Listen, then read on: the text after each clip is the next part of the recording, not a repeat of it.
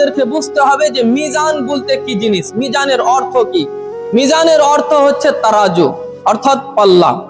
বেরাদার, এই মিজান পৃথিবীর মিজান यानी পৃথিবীর তারাজু থেকে, আখিরাতের তারাজু থেকে ভিন্ন হবে।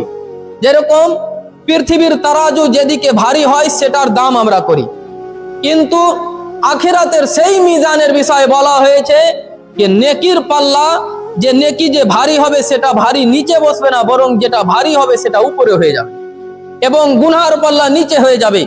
বেরাদার মিল্লাত ইসলামিয়া রিওয়ায়াতের মধ্যে এসেছেন হযরত দাউদ আলাইহিস সালাম ইরশাদ করছেন যে হে আল্লাহ, আমি মিজান দেখতে চাই, আমি তারাজু দেখতে চাই। আল্লাহ তাবারক ওয়া তাআলা হযরত দাউদ আলাইহিস সালামকে তারাজু দেখালেন। দেখার পর সঙ্গে সঙ্গে তিনি বেহুশ হয়ে গেলেন, জ্ঞান হারা করলেন।